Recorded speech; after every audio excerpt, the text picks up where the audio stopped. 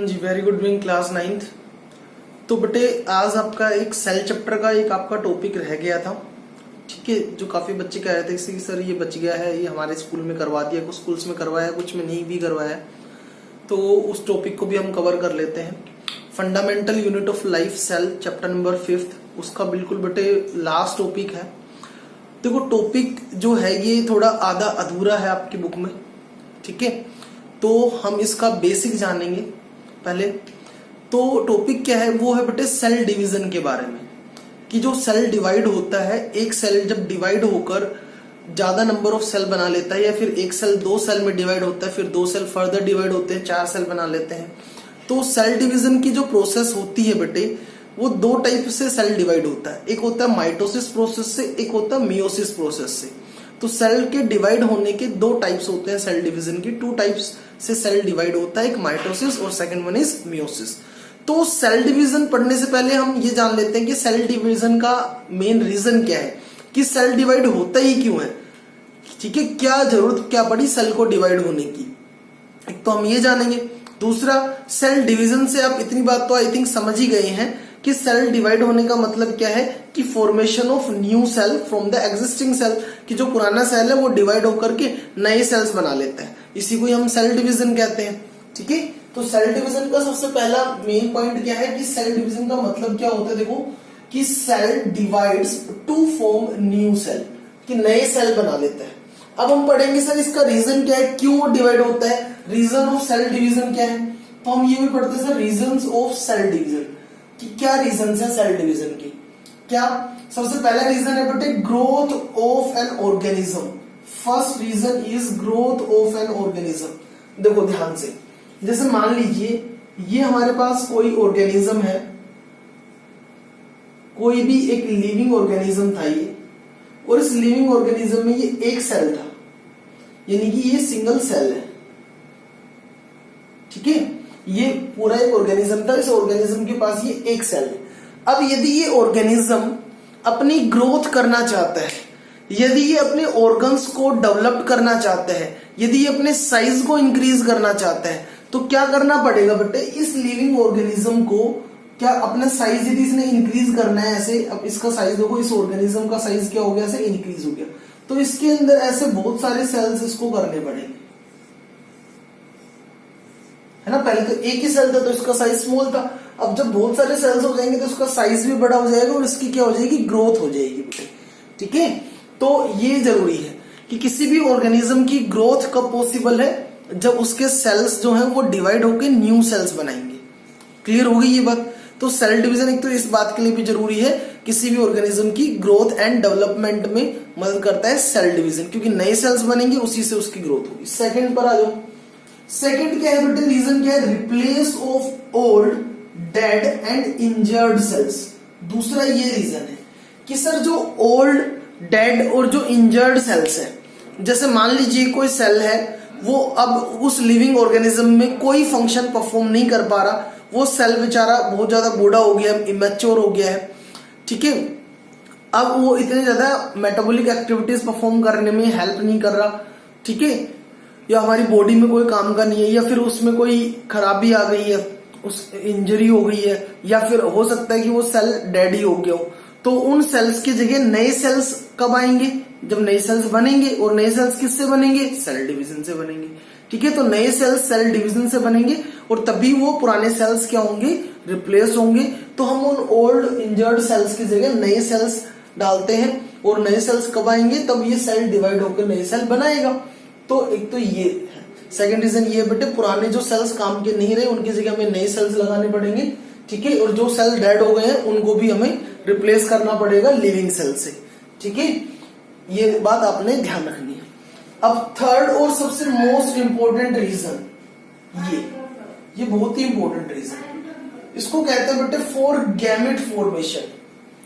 तो gamete formation के लिए भी, गैमेट्स बनाने के लिए भी सेल डिवीजन होता है। सेल डिवाइड होकर के गैमेट्स फॉर्म करते हैं बेटे। गैमेट्स का क्या रोल है, क्यों फॉर्म करने पड़ते हैं, उसका मैं आपको रीजन बताता हूं, यहां पर जरा समझना। थर्ड रीजन क्या है, गैमेट्स क्या होते हैं, ये सारी बातें हम करते हैं, ये समझना जरा बेटे। गैमेट फॉर्मेशन समझने के लिए हमें हल्का सा रिप्रोडक्शन के बारे में समझना पड़ेगा। रिप्रोडक्शन जो प्रोसेस होती है बायो में, उसको ऊपर चलते हैं, पहले उसको समझते हैं। देखो भाई, रिप्रोडक्शन प्रोसेस क्या होती है?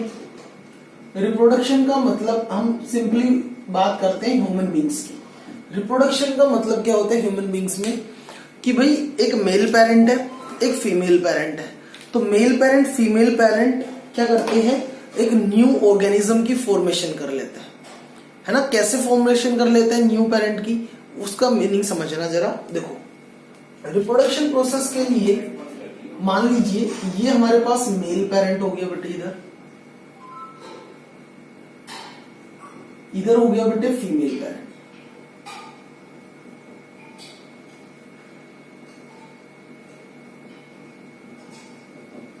ठीक है भाई, ये मेल पेरेंट है और ये है फीमेल पेरेंट। अब ये मेल और फीमेल पेरेंट के पास क्या होते हैं बेटे, इन दोनों के पेरेंट के पास, मेल पेरेंट के पास क्या होते हैं, मेल रिप्रोडक्टिव ऑर्गन्स।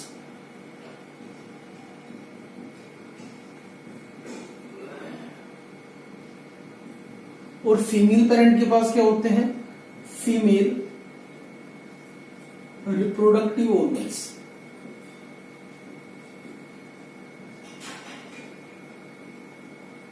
ठीक है जी। तो बेटे इसमें क्या होता है, ये जो मेल रिप्रोडक्टिव ऑर्गन है हमारे पास ये, और जो ये फीमेल रिप्रोडक्टिव ऑर्गन है, ठीक है, इन ऑर्गन्स के अंदर जैसे मान लीजिए ये मेल रिप्रोडक्टिव ऑर्गन है, इसके पास ये इसके सेल है, ये फीमेल रिप्रोडक्टिव ऑर्गन में सेल है। ठीक है, तो एक सेल के अंदर 46 क्रोमोजोम्स होते हैं। कितने क्रोमोजोम्स होते हैं किसी भी सेल में? 46 क्रोमोजोम्स एक सेल के अंदर होते हैं। ऐसे ही फीमेल रिप्रोडक्टिव ऑर्गन के अंदर यहां पर भी कितने क्रोमोजोम्स होंगे इसके पास? 46 क्रोमोजोम्स यहां पर भी होंगे। अब 46 क्रोमोजोम्स इसमें और 46 क्रोमोजोम्स यहां पर। ठीक है, अब जरा बात ध्यान से समझना। ये जो मेल रिप्रोडक्टिव ऑर्गन है ना, ये बहुत ही स्पेशल ऑर्गन होता है मेल्स में और ऐसे ही फीमेल्स में भी। रिप्रोडक्टिव ऑर्गन स्पेशलाइज्ड ऑर्गन्स होते हैं कुछ, और इनके जो सेल्स होते हैं, जैसे रिप्रोडक्टिव ऑर्गन में जो ये सेल था और जो फीमेल रिप्रोडक्टिव ऑर्गन में जो ये सेल था, इनमें कुछ स्पेशलाइजेशन है। क्या स्पेशलाइजेशन है उसके बारे में जानते हैं। सर, जब ये वाला सेल डिवाइड होगा तो ये डिवाइड होकर के एक स्पर्म सेल की फॉर्मेशन करेगा। किसकी फॉर्मेशन करेगा? स्पर्म सेल की। और जब ये सेल जो है, ये सेल डिवाइड होगा तो ये एक एग सेल की फॉर्मेशन करता है। ये तो क्या बनाता है? स्पर्म सेल बनाता है। और ये क्या बनाता है? एग सेल बनाता है। स्पर्म सेल कुछ इस प्रकार से होता है बेटे, ये स्पर्म सेल होता है, सेंटर में न्यूक्लियस होता है, और ये हमारे पास एग सेल होता है इस प्रकार का, ये एग सेल होता है, ये एग। अब मैं आपको एक बात समझाता हूं। जो ये स्पर्म सेल होगा इसमें 23 क्रोमोजोम्स ही होंगे, और इसमें कितने होंगे? इसमें भी 23 क्रोमोजोम्स होंगे।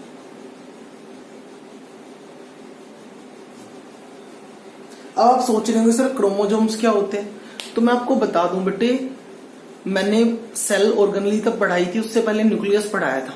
न्यूक्लियस में बताया था, न्यूक्लियस के सेंटर में सेल के सेंटर में न्यूक्लियस होता है, और उस न्यूक्लियस के अंदर क्रोमोजोम्स होते हैं। पहले क्रोमेटिन नेटवर्क था, वो कंडेंस होकर क्रोमोजोम्स बना लेता था। क्रोमोजोम्स बनते थे डीएनए और प्रोटीन से, ठीक है, और उसके अंदर जीन्स प्रेजेंट होते थे डीएनए और प्रोटीन क्रोमोजोम्स के ऊपर। तो मैं आपको यहाँ पर बता दूं, यहाँ पर ये जो क्रोमोजोम्स हैं, इन्हीं का ही सेल डिवीजन में मेन रोल होता है। तो मैं आपको बताऊं, जब ये सेल जो मेल रिप्रोडक्टिव ऑर्गन के जो सेल्स हैं, वो एक स्पर्म सेल की फॉर्मेशन करते हैं, लेकिन वो एक ऐसे स्पर्म सेल की फॉर्मेशन करते हैं जिसमें नंबर ऑफ क्रोमोजोम्स हाफ हो जाते हैं, वो जो कि कितने हैं? 23 क्रोमोजोम्स हैं। और यहाँ पर भी 46 क्रोमोजोम थे पहले तो इनिशियली इन सेल्स में, लेकिन जब ये एक नया सेल बनाते हैं जो कि एग सेल होता है, इसमें भी 23 क्रोमोजोम्स है, यानी कि क्रोमोजोम्स की अमाउंट क्या हो गई, हाफ हो गई। ऐसे सेल्स जिनके अंदर क्रोमोजोम्स की अमाउंट पहले से आधी हो जाती है, उन सेल्स को आप कहते हैं गैमीट्स। ये एक गैमीट है, ये मेल गैमीट हो गया। ये क्या हो गया, मेल गैमेट। और ये क्या हो गया, ये हो गया सर फीमेल गैमेट, या फिर आप इनको कहते हैं जर्म सेल। इनको क्या बोलते हैं, जर्म सेल कह लीजिए, या इसको मेल गैमेट और इसको फीमेल गैमेट। मेल गैमेट क्या होता है, स्पर्म, और फीमेल गैमेट क्या होता है, एग। ठीक है, एग, ओवम, ओवा, ये एक ही बात है।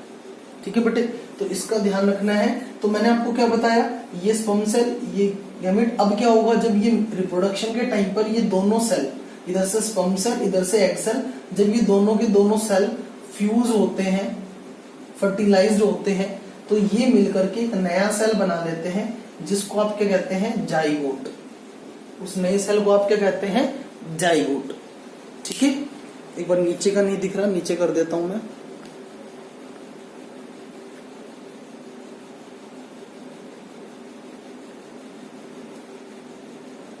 तो ये जो नया सेल बनाया बेटे, इस नए सेल का नाम क्या है, जाइगोट। अब मुझे बताना 23 क्रोमोजोम्स ये रहे इस सेल के, 23 क्रोमोजोम इस सेल के आएंगे, टोटल क्रोमोजोम यहाँ पे कितने हो जाएंगे, 46 क्रोमोजोम। तो ये जो नया सेल बनाएगा रिप्रोडक्शन से, ठीक है, देखो ये मेल पेरेंट था, ये फीमेल पेरेंट था। मेल पेरेंट में मेल रिप्रोडक्टिव सेल्स होते हैं, मेल रिप्रोडक्टिव ऑर्गन्स होते हैं, यहाँ पर फीमेल रिप्रोडक्टिव ऑर्गन्स होते हैं। इनमें खास बात क्या है, जो इनके अंदर के जो सेल्स हैं वो ऑर्डिनरी सेल्स हैं स्टार्टिंग में। तो भाई इसमें भी 46 क्रोमोजोम, इसमें भी 46 क्रोमोजोम। जो हमारे बॉडी के जो नॉर्मल सेल्स होते हैं, सब में 46 क्रोमोजोम्स प्रेजेंट होते हैं। बट जो मेल रिप्रोडक्टिव वाले ऑर्गन और फीमेल रिप्रोडक्टिव वाले ऑर्गन्स थे, उनके जो 46 क्रोमोजोम वाले सेल थे, जब वो डिवाइड होते हैं तो वो नए सेल्स बनाते हैं। जैसे इसने स्पर्म सेल बनाया, वहां पर एक एग सेल बना, तो ये स्पर्म सेल और ये एग सेल, इनके अंदर क्रोमोजोम्स आधे हो जाते हैं। इसमें 23 क्रोमोजोम्स ही होते हैं और इसमें भी 23 क्रोमोजोम्स ही होते हैं। और जब ये 23 ये मेल गैमेट और ये फीमेल गैमेट, तो गैमेट्स क्या होते हैं जिनमें नंबर ऑफ क्रोमोजोम्स हाफ हो जाते हैं, और वो बनते कब है, सेल डिवाइड होकर ही। देख रहे हो ना, ये सेल डिवाइड हुआ तभी तो गैमेट बना, और ये सेल डिवाइड हुआ फीमेल वाला तभी तो ये गैमेट बना। और गैमेट बने कैसे, ये आधे आधे क्रोमोजोम्स के साथ, ताकि जब ये दोनों जोड़ेंगे तो कितने क्रोमोजोम हो जाए, 46। अगर एक बात समझना, यदि ये सेल डिवाइड होकर 46 क्रोमोजोम का ही सेल बना देता, और ये भी 46 क्रोमोजोम का ही नया सेल सेम बना देता, तो 46 ये दोनों सेल कंबाइन होते तो यहाँ तो 92 हो जाते, जो कि गलत हो जाता काम। फिर तो ऑर्डिनरी सेल सारे जेनेटिक बिगड़ी जाती। तो कहने का मतलब यहाँ पर 46 क्रोमोजोम्स पूरे करने के लिए इन्होंने गैमेट्स बनाए। तो ये जो गैमेट्स फॉर्मेशन का रोल है रिप्रोडक्शन में बहुत मेन है। और ये गैमेट फॉर्मेशन किस कब होते हैं, सेल डिवीजन से ही होते हैं। सेल इस प्रकार से डिवाइड होता है कि वो हाफ नंबर ऑफ क्रोमोजोम्स के साथ नए सेल्स बनाते हैं, जिनको आप गैमेट्स कहते हैं। ठीक है, तो ये रिप्रोडक्शन प्रोसेस का पार्ट था थोड़ा सा। ठीक है, इसका स्क्रीनशॉट ले लेना आप बैक जाके, इसको मैं रब कर देता हूं।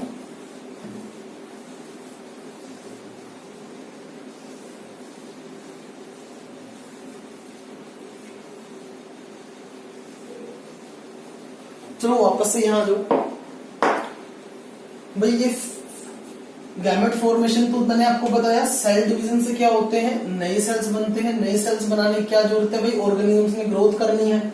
जो सेल्स डेड हो गए, इंजर्ड हो गए, जो बूढ़े हो गए, काम के नहीं रहे, उनको रिप्लेस करना है। गैमेट्स की फॉर्मेशन करनी है, जो कि रिप्रोडक्शन से न्यू ऑर्गेनिज्म बनाने में मदद करेंगे। और सेल डिवीजन दो टाइप का होता है, एक माइटोसिस प्रोसेस से सेल डिवाइड होता है और एक मियोसिस प्रोसेस से सेल डिवाइड होता है। अब सेल डिवीजन होगा कैसे, वो हमने समझना है। माइटोसिस और मियोसिस प्रोसेस से सेल कैसे कैसे डिवाइड होते हैं, तो वो जरा हम ध्यान देते हैं। सबसे पहले देखो, सबसे पहले बेटे माइटोसिस। देखो यहां पर सबसे पहले है माइटोसिस।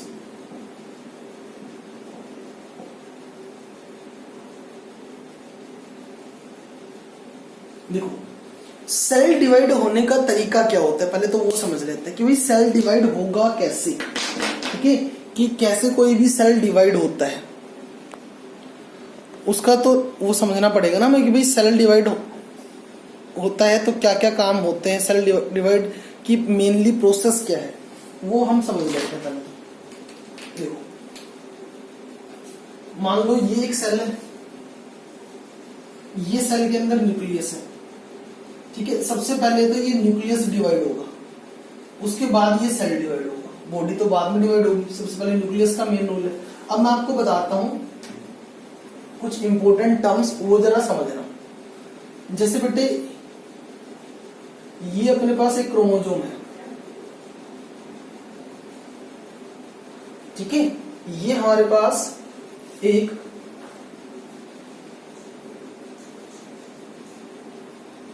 वन क्रोमोजोम, क्या है ये हमारे पास वन क्रोमोजोम। कहां पर होता है ये क्रोमोजोम? न्यूक्लियस के अंदर होता है। किससे बना होता है ये क्रोमोजोम? कोई आपसे पूछे तो ये क्रोमोजोम बना होता है डीएनए और प्रोटीन से बना होता है। और ये जो क्रोमोजोम है ना बेटे, ये पेयर्ड क्रोमोजोम है। क्या ये एक पेयर्ड क्रोमोजोम है।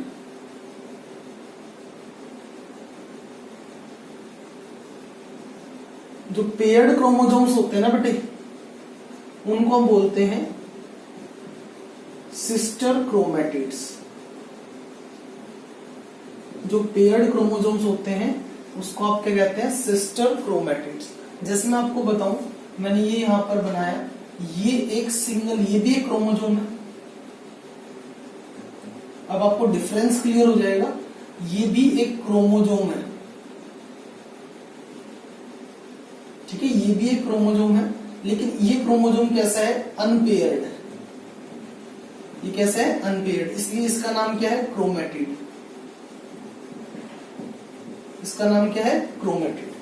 तो पहले क्रोमोजोम के बारे में बेसिक बातें जान लो। ये एक सिंगल क्रोमोजोम है, सिंगल, ये एक ही क्रोमोजोम है, ये भी एक क्रोमोजोम है, बट ये क्या है? ये अनपेयर्ड है, इसके साथ पेयरिंग में नहीं है कुछ भी। तो ये अनपेयर्ड क्रोमोजोम को क्या नाम दिया गया है? क्रोमैटिड।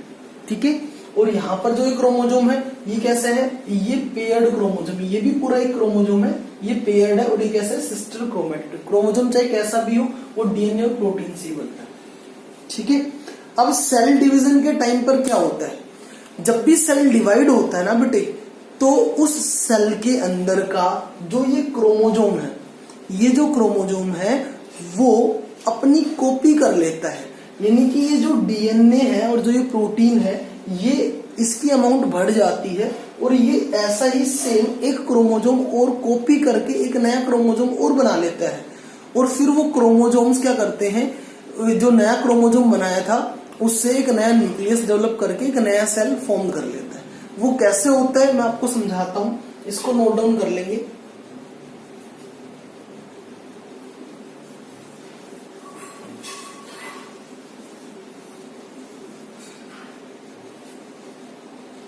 यहां पर समझना, माइटोसिस में क्या होता है भाई? ये सेल था, इस सेल के अंदर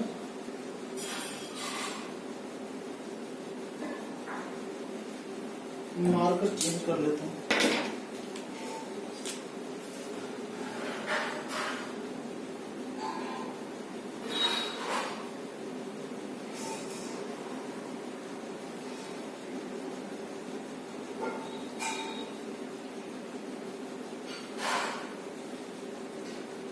बेटे ये एक क्रोमोजोम था,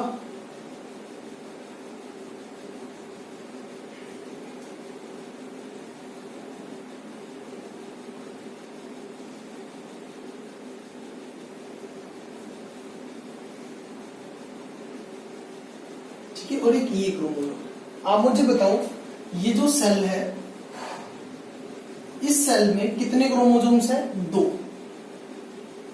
कितने क्रोमोजोम्स हैं? दो पेयर्ड क्रोमोजोम्स। तो ये टू क्रोमोजोम वाले सेल को आप क्या कहते हैं? डाइप्लोइड या डिप्लोइड। कैसा सेल है ये? डिप्लोइड सेल है। ठीक है, ये ध्यान रखना भाई, एक ऐसा सेल जिसमें 2 क्रोमोसोम होते हैं उस सेल को क्या बोलते हैं? Diploid cell, diploid, diploid. ठीक है, तो ये डिप्लॉइड सेल हो गया। अब इसके जो ये क्रोमोसोम्स का जो ये पेयर है, ये क्या होगा बेटे? सबसे पहले ये रेप्लिकेट होता है।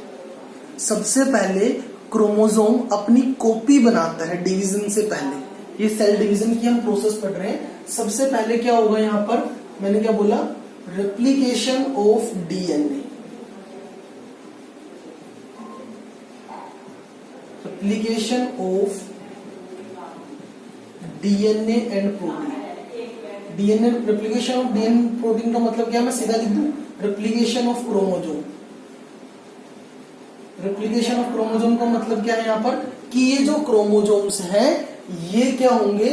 कॉपी होकर नए क्रोमोसोम्स बना लेंगे। कैसे बना लेंगे देख लो जरा, ये ऐसे बना लेंगे।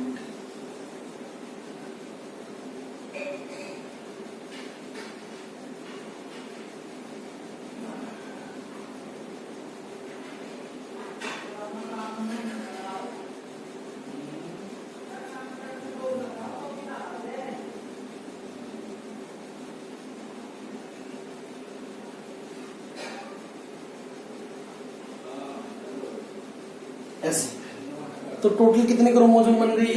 तो यहाँ पर कितने थे? 2। अब यहाँ पर रेप्लिकेशन हुआ तो 2 से कितने क्रोमोसोम बन गए? 4। तो ये डिप्लॉइड सेल में क्या हुआ? Replication of DNA and protein, क्योंकि ये डीएनए और प्रोटीन से ही बने थे तो मैंने सीधा लिख दिया रेप्लिकेशन ऑफ क्रोमोसोम। और कितने क्रोमोसोम बन गए? 4। अब क्या होगा? अब इनका डिवीजन होगा। अब इनका क्या होगा? डिवीजन होगा। अब डिवीजन कैसे होगा देखो जरा। डिवीजन इस प्रकार से होगा बेटे, ये देखो ऐसे। अब ये क्या करेंगे? नया सेल बनाएंगे ना। अब ये नया सेल 1 बन गया, ये सेल 1 बना, सेल 1, और ये सेल 2। ठीक है, ये सेल 2।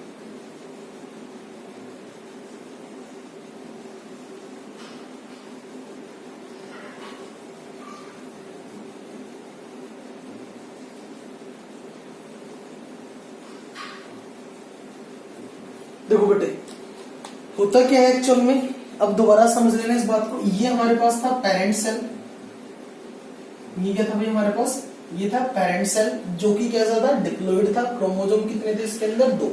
सबसे पहले इस पेरेंट सेल ने अपने अंदर ही, पेरेंट सेल ने ही क्या किया? अपने अंदर इन डीएनए की, इस क्रोमोसोम की कॉपी बना ली, जिसको बोलते हैं रेप्लिकेशन ऑफ क्रोमोसोम। जब ये रेप्लिकेशन हो गया उसके बाद इसने 2 नए सेल्स बनाए।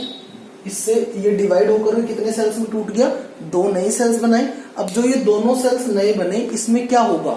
इसमें देखो आधे क्रोमोसोम इसको दे दिए, आधे 2 क्रोमोसोम इसको, 2 इसको दे दिए और 2 उसको दे दिए। तो ये जो दोनों सेल्स बने इन्हीं को हम क्या कहते हैं? ये दोनों क्या है? ये है डॉटर सेल्स। ये क्या है? दोनों के दोनों डॉटर सेल्स। तो ये डॉटर सेल्स बनकर के तैयार हो गए। ठीक है, इस प्रोसेस को क्या कहते हैं? माइटोसिस। प्रोसेस को क्या कहते हैं? माइटोसिस। तो माइटोसिस प्रोसेस समझ में आ गई भाई। जो नए सेल्स जो बने, देखो ये पेरेंट सेल था, ध्यान से समझना, ये पेरेंट सेल था, कितने क्रोमोसोम है? 2। ये डॉटर सेल है, नया सेल जो बना पहला, इसमें भी कितने क्रोमोसोम है? 2। और इसमें भी कितने क्रोमोसोम है? 2। यानी कि जितने क्रोमोसोम पेरेंट सेल में थे उतने ही क्रोमोसोम डॉटर सेल में भी है। जितने क्रोमोसोम पेरेंट सेल में थे उतने क्रोमोसोम ही डॉटर सेल में भी है। अच्छा, माइटोसिस प्रोसेस से एक सेल डिवाइड होकर के कितने डॉटर सेल्स बनाता है? 2 डॉटर सेल्स बनाता है। कितने सेल्स बनाता है? 2 डॉटर सेल्स बनाता है। और माइटोसिस प्रोसेस में डिवीजन कितनी बार हुआ है? 1 बार डिवीजन हुआ है। कितनी बार डिवीजन हुआ है? केवल 1 ही बार डिवीजन हुआ है।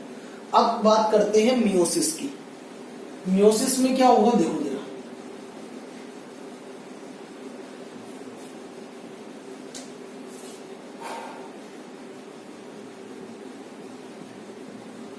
मियोसिस में सेम बेटे बिल्कुल, ये पेरेंट सेल था, डिप्लॉइड सेल है, 2 क्रोमोसोम है, रेप्लिकेशन ऑफ क्रोमोसोम हुआ, ये डिवाइड हो गया, और ये डिवाइड होकर के इसने क्या किया, सबसे पहले तो ये क्या किया, इसने रेप्लिकेशन किया था, फिर इसने ये दो सेल्स बनाए।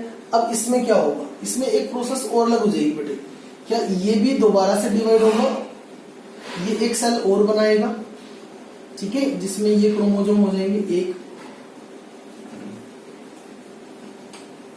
इनको मैं थोड़ा छोटा बना देता हूं ताकि यहीं पे आ जाए। देखो सबसे पहले तो क्या होगा, ये यहां पर दो सेल्स बनेंगे जिनमें क्रोमोसोम कितने होंगे, दो दो होंगे, ठीक है।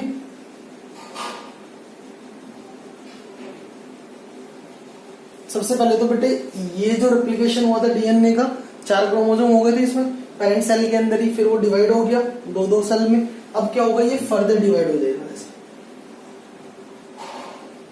ये फर्दर डिवाइड हो जाएगा। अब ये फर्दर डिवाइड होकर के ये एक सेल बना लेगा जिसमें क्रोमोसोम कितना होगा, केवल एक। ये फिर से डिवाइड हो जाएगा, इसमें भी क्रोमोसोम कितना होगा, केवल एक क्रोमोसोम होगा।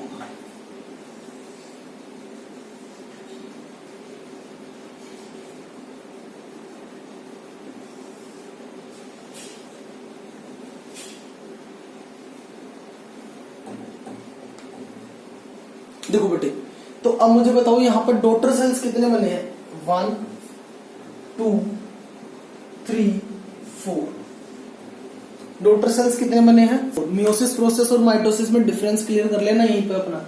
मियोसिस माइटोसिस में क्या था, पेरेंट सेल था, रेप्लिकेशन हुआ, नया सेल बना, केवल यहां तक था, दो नए डॉटर सेल बनाए। लेकिन यहां पर क्या हुआ, डिवीजन फिर से होगा, इसके बाद डिवीजन क्या होगा, अगेन होगा। जब अगेन डिवीजन होगा तो 4 नए डॉटर सेल्स बनेंगे और इन चारों नए डॉटर सेल्स के अंदर इसमें भी एक क्रोमोसोम है, इसमें भी एक क्रोमोसोम है, इसमें भी और इसमें भी। तो ये डॉटर सेल्स कितने बने, यहाँ पर 4 बने।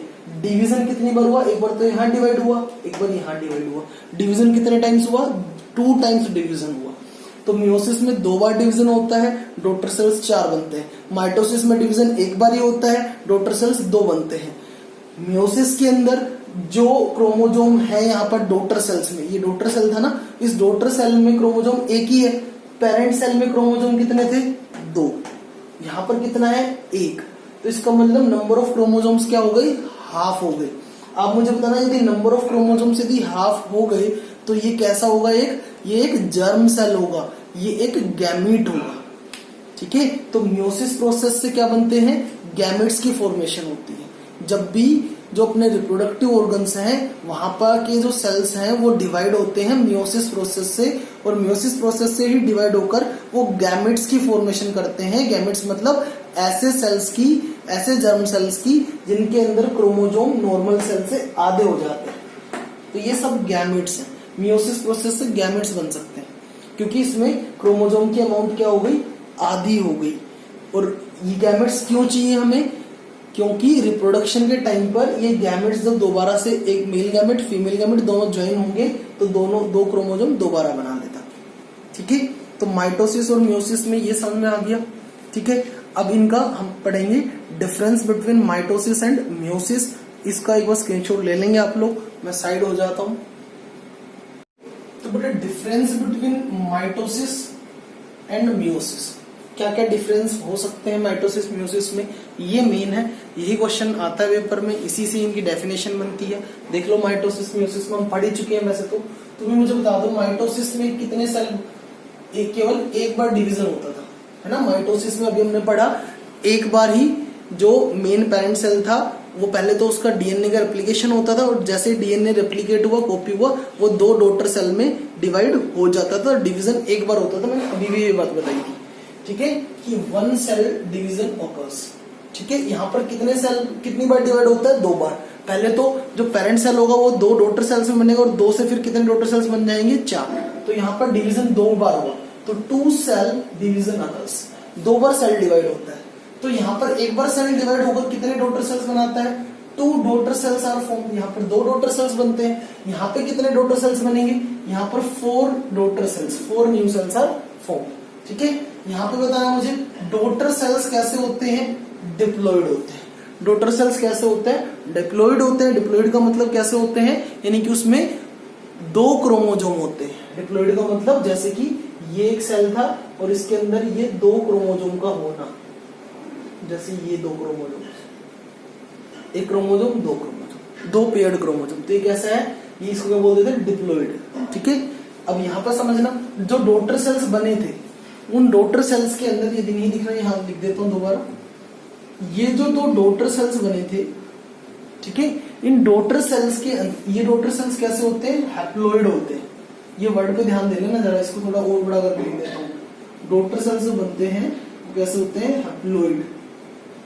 हैप्लॉइड का मतलब क्या होता है कि ये एक सेल था, इसमें केवल एक ही पेयर्ड क्रोमोजोम है, ये हैप्लॉइड था, इसमें केवल ये एक ही पेयर्ड क्रोमोजोम है, एक ही क्रोमोजोम है तो हैप्लॉइड, और यदि दो क्रोमोजोम है तो डिप्लॉइड। ठीक है, तो मियोसिस में जो चार डॉटर सेल्स बने थे उनमें एक एक क्रोमोजोम था ना, तो ये कैसे सारे डॉटर सेल्स सारे कैसे हैं, हैप्लॉइड सेल्स हैं, और ये सारे कैसे हैं, diploid cells. Daughter cells are identical, भाई आइडेंटिकल तो है ही, यानी कि भाई माइटोसिस का जो पेरेंट सेल था उसमें भी दो क्रोमोजोम थे, डिप्लॉइड थे, और जो डॉटर सेल्स बने वो भी कैसे थे, डिप्लॉइड है। लेकिन यहाँ पर देखो पेरेंट सेल तो कैसा लेके चले थे, डिप्लॉइड, लेकिन जो डॉटर सेल्स बने वो कैसे बने, हैप्लॉइड। तो ये तो डिफरेंट हो गए ना, डॉटर सेल्स यहाँ पे डिफरेंट हो गए और यहाँ पर डॉटर सेल्स आइडेंटिकल है। Occurs for growth and repair of tissue, ये तो पता ही है भाई, ये जो नए सेल्स बने हैं ये नॉर्मल सेल्स बने हैं जो हमारी बॉडी में होती हैं। 46 क्रोमोजोम, 40 भाई जितना पेरेंट में था क्रोमोजोम उतना ही आया, कोई आधा नहीं हुआ। तो ये तो रिपेयरिंग, ग्रोथ और जो ओल्ड टिश्यू डेड टिश्यू है उनको रिपेयर, साइज बढ़ाने में उसमें मदद करते हैं नॉर्मल सेल्स बना के। तो ये माइटोसिस प्रोसेस से हमारी बॉडी की ग्रोथ और रिपेयर होती है। ठीक है, और मियोसिस प्रोसेस से किसकी फॉर्मेशन होती है, गैमेट्स फॉर्मेशन होते हैं। ठीक है, क्योंकि इस नंबर ऑफ क्रोमोजोम क्या हो गए थे, हाफ हो गए थे। तो ये था माइटोसिस और मियोसिस के बारे में, इसका स्क्रीनशॉट ले लेंगे और इसको कंप्लीट करेंगे। तो बेटे अब हम पढ़ेंगे वाटर प्योरिफिकेशन सिस्टम। ठीक है, अब वाटर प्योरिफिकेशन सिस्टम ये चैप्टर नंबर 2 के अंदर, that is matter around us pure, वहां पर एक टेक्निक है ज्यादातर पूछी नहीं जाती है लेकिन फिर भी हमें पता होना चाहिए, तो मैं आपको बता देता हूं, समझा देता हूं एक बार, कि जो वाटर सप्लाई का पानी जो हमारे घर में आता है वो कैसे साफ किया जाता है, तब वो सप्लाई हमारे घर तक पहुंचती है। गंदे पानी को कैसे साफ करके पीने लायक बनाया जाता है ड्रिंकिंग पर्पसेस के लिए, और फिर वो हमारे घर में आती है। तो वाटर को प्योर करने का क्या सिस्टम, जो प्लांट्स हैं, जो वाटर प्योरिफिकेशन प्लांट है वहां पर कैसे पानी को प्योर किया जाता है उसके लिए है। तो बिल्कुल 1 बाय 1 स्टेप हम पढ़ेंगे कैसे कैसे पानी प्योर करते हैं। देखो, जैसे सबसे पहले चाहिए बेटे हमें एक रिजर्वोयर। रिजर्वोयर क्या होता है, अब रिजर्वोयर बेटे कोई भी एक ऐसा सोर्स, कोई एक ऐसा हमारे पास सिस्टम होना चाहिए जहां पर हम पानी को स्टोर कर लें। ठीक है, जैसे कि चारों तरफ से बाउंड्री से घिरा हुआ एक ऐसा सोर्स जिसके अंदर क्या भरा हो, पानी भरा हो, जिसमें हम पानी को स्टोर कर पाए।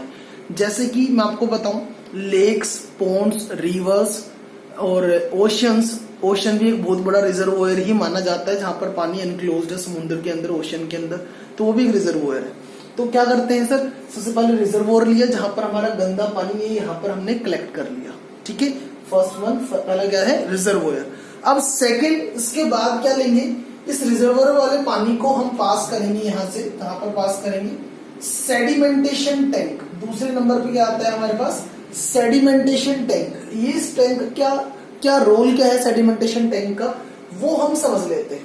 बेटे इस टैंक का रोल ये है कि जैसे ही ये पानी यहाँ आएगा तो कुछ देर के लिए हम इस पानी को इस सेडिमेंटेशन टैंक के अंदर बिल्कुल स्टेशनरी, बिल्कुल स्थिर करके रेस्ट पर बिल्कुल कुछ समय के लिए इसको यहाँ पर हम बिल्कुल स्टेशनरी छोड़ देंगे। ठीक है, यानी कि ये पानी बिल्कुल भी हिलना डुलना नहीं चाहिए। हमने कुछ समय के लिए पानी को यहाँ पर क्या कर दिया, फ्रीली छोड़ दिया है। जिससे क्या होगा, पानी के अंदर के जो बड़े इम्प्योरिटीज के पार्टिकल्स थे, जैसे कि आप देखते हैं सर, एक ग्लास लिया, उस ग्लास में पानी लिया हमने और उसमें हमने मिट्टी डाल दी।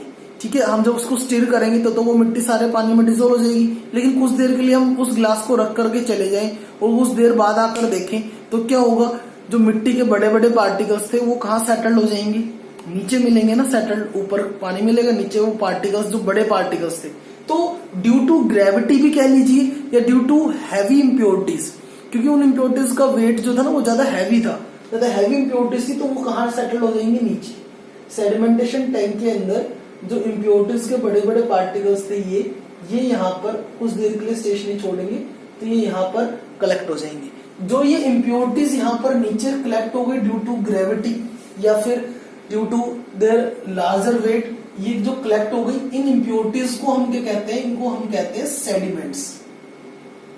इन इम्प्योरिटीज को आप क्या कहते हैं, सेडिमेंट्स। तो ये सेडिमेंट पार्टिकल बोलते हैं, जो इम्प्योरिटीज नीचे कलेक्ट हो जाती है।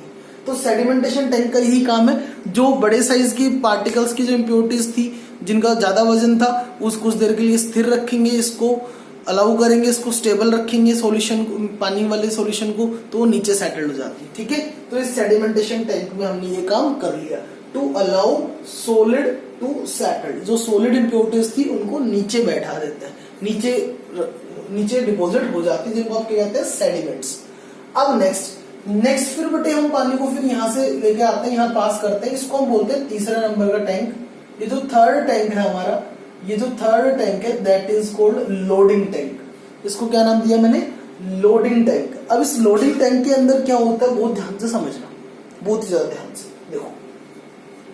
इस लोडिंग टैंक के अंदर अब जो हैवी इंप्योरिटीज थी, जो ज्यादा लार्ज साइज की इंप्योरिटीज थी, वो तो यहाँ डिपोजिट होकर अलग हो गई। ठीक है, अब फिर भी कुछ छोटी इंप्योरिटीज बच जाती है ऐसे। ये ना स्मॉल इंप्योरिटीज थी जो कि अभी भी पानी में सस्पेंडेड है, जो कि अभी भी पानी में क्या है, सस्पेंडेड है। हम क्या करेंगे, इस लोडिंग टैंक के अंदर या तो आप एल्यूमिनियम सल्फेट डालिए, क्या डालिए, aluminium sulphate, Al2SO4 whole thrice.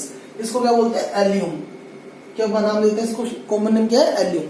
या फिर आप कैल्शियम हाइड्रोक्साइड डालिए, दोनों में से कोई एक। कैल्शियम हाइड्रोक्साइड लाइम को कहते हैं, लाइम कॉमन नेम है, ये लिखा है लाइम, कॉमन नेम है। ठीक है, या तो ये लीजिए या ये लीजिए। ठीक है, तो लाइम या एल्यूम दोनों में से एक जब भी आप यहां पर डालेंगे तो उससे क्या होगा, मैं आपको समझाता हूं। ये एल्यूम और लाइम क्या करेगा, ये इस इंप्योरिटीज के चारों तरफ ऐसे, इस इंप्योरिटीज के चारों तरफ ऐसे गुच्छा बना लेगा।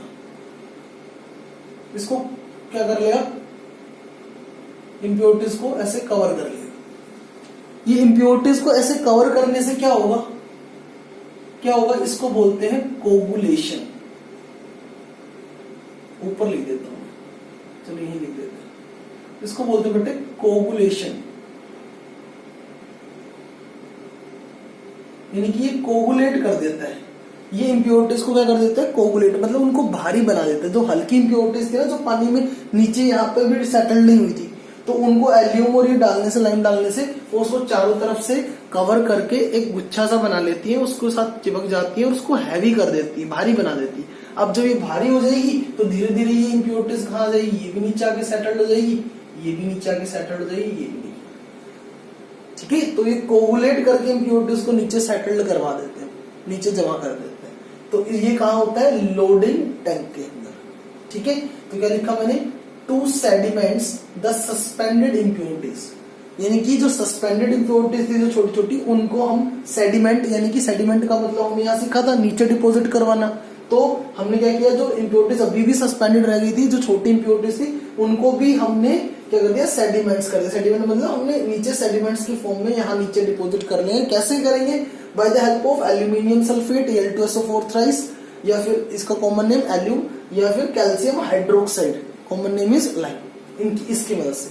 फिर ये जो पानी था, फिर हम इसको फर्दर आगे ले जाएंगे फोर्थ नंबर के टैंक में। फोर्थ जो टैंक है हमारे पास बेटे, वो है फिल्ट्रेशन टैंक। क्या नाम है इसका, फिल्ट्रेशन टैंक। अब फिल्ट्रेशन टैंक को बहुत ध्यान से सुनना, बहुत इंपॉर्टेंट है। फिल्ट्रेशन टैंक में बेटे 3 लेयर होती है। ये जो फिल्ट्रेशन टैंक है, इसमें 3 लेयर्स है। पहली जो लेयर है इस फिल्ट्रेशन टैंक की, वो है कोर्स ग्रेवल। कोर्स ग्रेवल का मतलब क्या है कि ये यहाँ पर हमने बड़े बड़े स्टोन, थोड़े लार्ज साइज के कंकड़ या फिर लार्ज साइज के पत्थर, स्टोन्स की ये नीचे एक लेयर बना ली है। लार्ज साइज स्टोन की, ग्रेवल की एक लेयर मैंने यहाँ पे नीचे जमा कर रखी है। फिर यहाँ पर मैंने इससे जस्ट ऊपर वाली लेयर जो है, ये दूसरी वाली ग्रेवल, यहाँ पर थोड़े छोटे छोटे कंकड़ पत्थर है। जो छोटे छोटे कंकड़ आते हैं ना, छोटे छोटे स्टोन, माइन्यूट स्टोन्स, छोटे छोटे पत्थर, वो मैंने यहाँ पर इसके ऊपर उनकी लेयर बना ली। और सबसे ऊपर ये वाली जो पॉइंट से मैंने दिखाई है, ये वाली, ये बेटे सैंड की लेयर, रेत की। रेत मतलब फाइन सैंड, बहुत ही छोटी बारीक रेत जो होती है बिल्कुल मिट्टी, तो उसकी लेयर मैंने ये बना ली। अब मैं क्या करूंगा, जो ये पानी आया था, ये वाटर था, ये वाटर यहां से आया, ये वाटर जब यहाँ पर जाएगा ना बेटे, ये ऊपर क्या देखा मैंने, पानी को मैं ऊपर कलेक्ट करूंगा। अब वो पानी धीरे धीरे क्या जाएगा, मिट्टी में जाएगा, यहाँ से पास होगा, फिर यहाँ से पास होगा, कहाँ जाएगा, इन पत्थरों में से पास होगा, फिर वो पानी कहाँ से पास होगा, ये नीचे ये बड़े रॉक्स थे, इनमें से पास होगा। जब ये पानी इनमें से भी पास होगा तो स्टिल उसमें जो भी इम्प्योरिटीज थी, जो यहाँ पर भी नहीं हमारे पकड़ में, यहाँ पर भी सेपरेट नहीं हुई थी, इस वाले में कोगुलेशन से भी यहाँ पर भी जो सेपरेट नहीं थी, जो इम्प्योरिटीज अभी भी इसमें बच गई थी, और भी छोटे छोटे जो फाइन इम्प्योरिटीज थी, ठीक है, वो इम्प्योरिटीज भी अब जब ये पानी इस लेयर तीनों लेयर में, फाइन सैंड, ग्रेवल और कोर्स वाली लेयर में से नीचे की तरफ आएगा, इनमें से पास होकर के नीचे आएगा, तो ये पानी जब यहाँ से नीचे निकलेगा तो अब इस वाटर के अंदर की जो इम्प्योरिटीज थी वो बिल्कुल पूरी तरीके से फिल्टर हो जाएंगी। ये एक प्रकार से फिल्ट्रेशन लेयर थी हमारी, जो बिल्कुल सारी इम्प्योरिटीज को इस पानी में से फिल्टर कर देंगे जब ये पानी नीचे आएगा। ठीक है, अब ये पानी कहाँ आ गया भाई, यहाँ पर आ गया। ठीक है, अब इस पानी में इम्प्योरिटीज जो थी, जो फिजिकल इम्प्योरिटीज थी बेसिकली, वो तो हमने कर दी सेपरेट। ठीक है, लेकिन अब इस पानी के अंदर जो वायरस थे, बैक्टीरिया थे, जो पैथोजेंस हैं, जो माइक्रो ऑर्गेनिजम्स हैं, यानी कि जिनको जो पैथोजेंस, बैक्टीरिया, माइक्रो ऑर्गेनिज्म जो पानी में हमें दिखाई भी नहीं देते, इवन वो क्या करते हैं, यदि हम गंदा पानी पी लेंगे उनका, तो वो क्या कर देते हैं, डिजीज फैलाते हैं, जिनको आप कहते हैं water borne disease. Water borne disease किन से होती है, पैथोजन से होती है। ऐसा पानी जिसमें माइक्रो ऑर्गेनिज्म, वायरस, बैक्टीरिया ये है, और हमने वो पी लिया तो उससे हमें बीमारियां हो जाती है, तो उनको बोलते हैं पैथोजेंस। क्या करते हैं, वाटर बोर्न डिजीज प्रोड्यूस करते हैं। तो अब वो पैथोजेंस, बैक्टीरिया, वायरस, उनको भी हमने इस पानी को बिल्कुल क्लीन करना है, तो उनको भी हमें खत्म करना पड़ेगा। कैसे खत्म करेंगे जी, अब इसको हम लेकर आएंगे 5th टैंक में। अब ये पानी यहाँ आ गया, अब ये जो 5th टैंक है बेटे, इसको आप कहते हैं क्लोरीनेशन टैंक। क्या नाम दिया इसका, क्लोरीनेशन टैंक। ये हमारे पास 5th टैंक है, क्लोरीनेशन टैंक। अब इस क्लोरीनेशन टैंक के अंदर क्या करेंगे, हम क्या डालेंगे, क्लोरीन डालेंगे। क्या डालते हैं, क्लोरीन। क्लोरीन क्या होती है, ब्लीचिंग एजेंट होता है। क्लोरीन क्या होता है, एक ब्लीचिंग एजेंट। और ब्लीचिंग एजेंट किसे कहते हैं, जो इस पानी के अंदर के बैक्टीरिया, जर्म्स, पैथोजेंस को किल कर देता है। तो इस क्लोरीनेशन टैंक का मतलब इस टैंक के अंदर हम क्लोरीन मिक्स करवाते हैं पानी के अंदर, और पानी के अंदर जब ऐसे क्लोरीन मिक्स करेंगे तो वो क्या कर देगा, बैक्टीरिया, जर्म्स को किल कर देता है, क्योंकि क्लोरीन एक स्ट्रॉन्ग ब्लीचिंग एजेंट होता है। ब्लीचिंग एजेंट का मतलब ही होता है to kill bacteria and germs. तो इस टैंक के अंदर बैक्टीरिया, जर्म्स को हम क्लोरीन डालकर किल कर देंगे। तो फिर ये यहां से हमारे पास ये बिल्कुल ये नीचे जाएगा, ये ड्रिंकिंग वाटर, यानी कि water which is drinking water, which is suitable for drinking. एक ऐसा पानी जो पीने लायक। बोलो समझ में आया। पहला चीज क्या बताई, रिजर्वोयर में पानी कलेक्ट किया, सेडिमेंटेशन टैंक में लेकर गए, जो हैवी इंप्योरिटीज थी वो नीचे सेटल्ड हो गई। फिर अगले वाले में लेके गई जो लाइट इंप्योरिटीज थी, जो स्टिल सस्पेंडेड है, उनको हम एल्यूमिनियम सल्फेट लाइन डोल के क्या कर देंगे, कोगुलेट कर देंगे, भारी बना देंगे, जिससे वो भी नीचे सेडिमेंट की फॉर्म में डिपोजिट हो जाएंगी। फिर हम आगे लेके जाएंगे, फिर हम फिल्ट्रेशन टैंक में लेके गए। फिल्ट्रेशन टैंक में 3 लेयर है, कोर्स ग्रेवल और ग्रेवल फाइन सैंड। इनमें से जब पानी पास होगा तो जितनी भी फाइन इंप्योरिटीज थी वो भी सारी सेपरेट हो जाएंगी, फिल्टर हो जाएंगी। फिर हम लेके जाएंगे क्लोरीनेशन टैंक में, यहाँ पर क्लोरीन की हेल्प से बैक्टीरिया, जर्म्स को किल कर देंगे। तो ये ड्रिंकिंग वाटर हमारे पास यहाँ जाएगा। ये था सर वाटर प्योरिफिकेशन सिस्टम, जो कि काफी इजी है। ठीक है, ऐसे आप बना के इसको लिख सकते हैं डायग्रामेटिकली। ठीक है जी।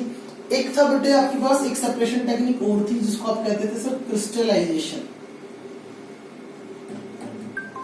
क्रिस्टलाइजेशन वैसे मैंने समझाई है, लेकिन जिनको ये पता है कि सर अभी भी नहीं है ये समझ में, तो क्रिस्टलाइजेशन का मतलब यहाँ पे समझ लीजिए।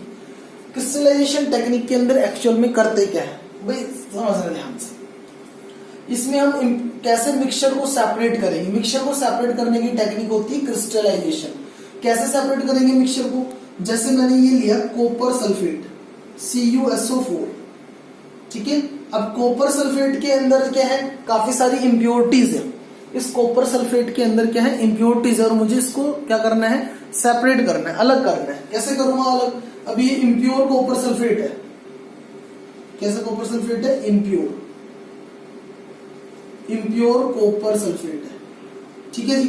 पहले तो मैं क्या करूंगा, सबसे पहला स्टेप करेंगे, इसको हम क्या करेंगे, वाटर का इसका सॉल्यूशन बना लेंगे। ऐसे ये बना लिया मैंने CuSO4 जो कि इम्प्योर था, प्लस वाटर H2, ये बना लिया जी। अब दूसरा काम क्या करेंगे, CuSO4 इसका हमने क्या बना लिया, सबसे पहले तो ये सॉल्यूशन मैंने बना करके तैयार कर लिया।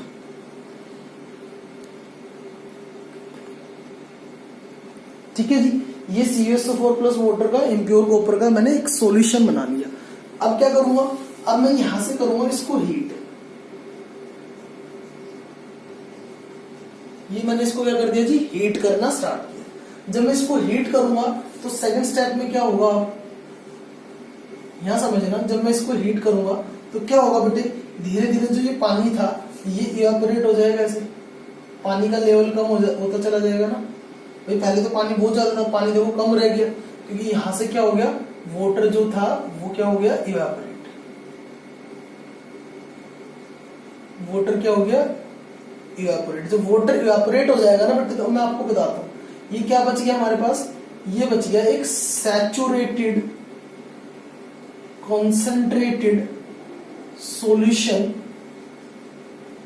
Of copper sulphate. बहुत ध्यान से समझना, इम्प्योर कॉपर था, प्योर बनाना था, पहले तो पानी मिला दिया उसमें, फिर पानी मिलाने के बाद क्या कर दिया, उसको हीट कर दिया।